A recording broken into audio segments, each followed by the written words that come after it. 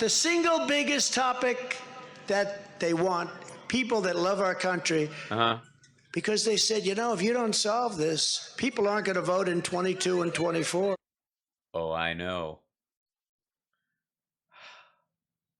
Look, this is very difficult for me. You guys know this is emotional for me. I have a hard time with this.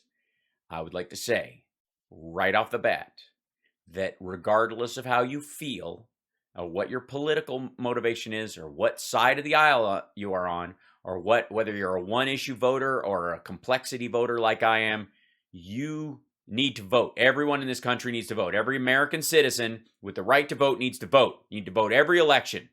You need to vote we have elections every 2 years in this country. Vote every fucking time. And you need to pay attention, especially to judges and stuff like that. You got to give it your due diligence. It doesn't take much. It's about a week out of your year every other year. You can do this because it matters for your country.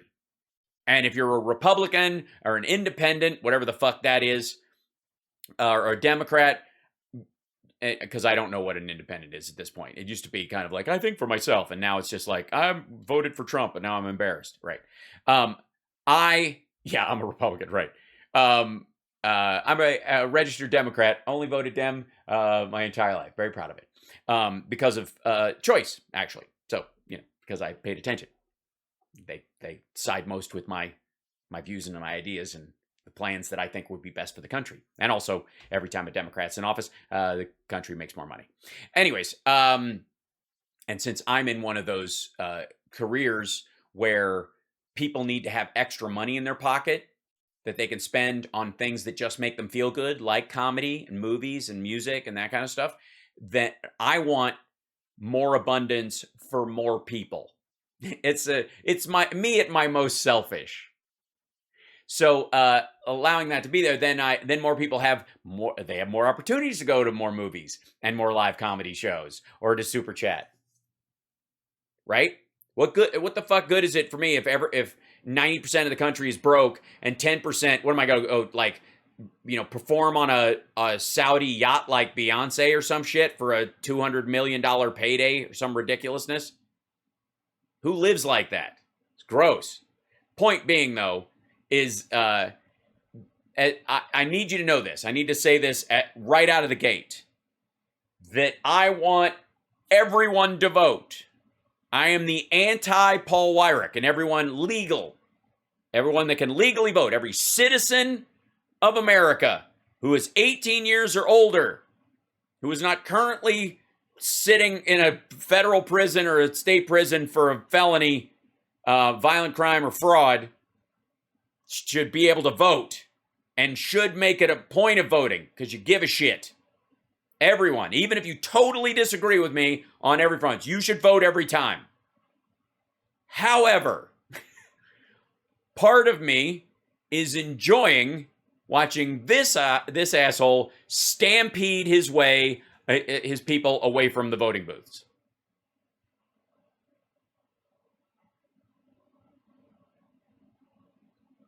Yes. Yes, Drew Simmons, a yacht.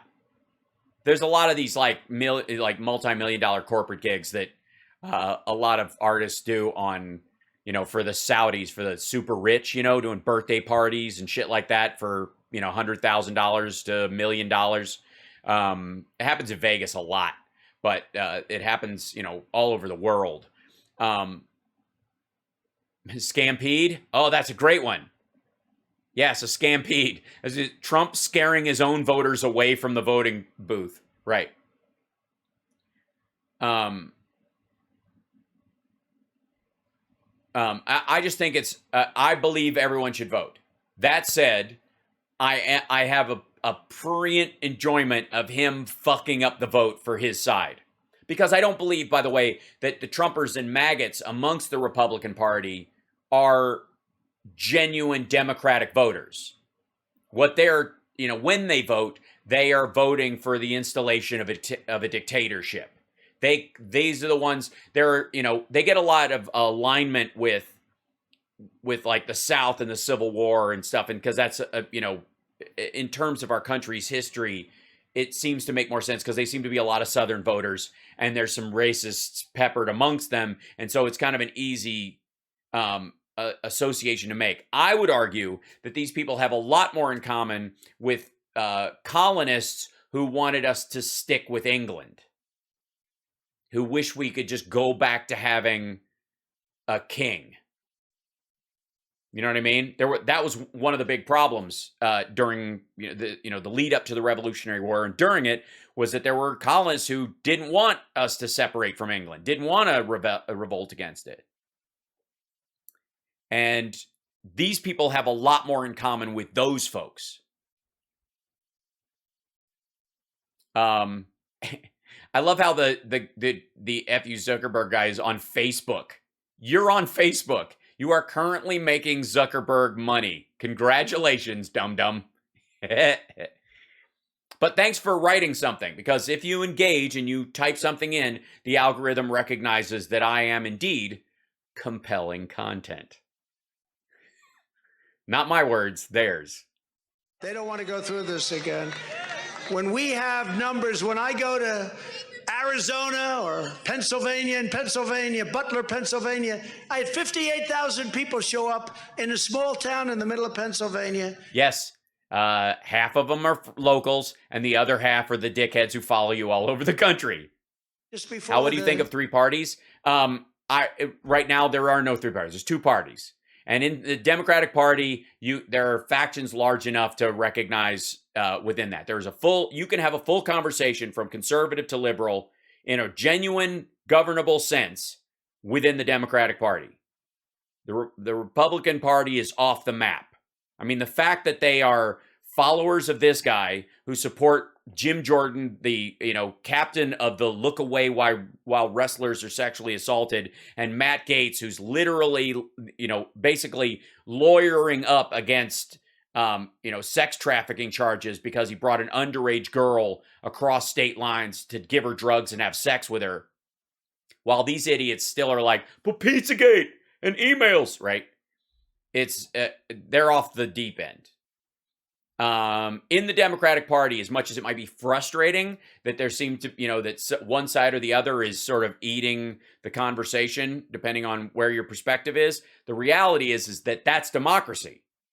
What you're seeing in the Democrats working out the bill, for example, that's democracy. That's how it works. And I'm okay with that. I don't expect to get everything I want in a democracy, but I do expect there to be an honest conversation and the people involved all give their reasoning instead of, like blind filibusters and anonymous holds, which are the current methodology for governmental control that Mitch McConnell and the Republicans use.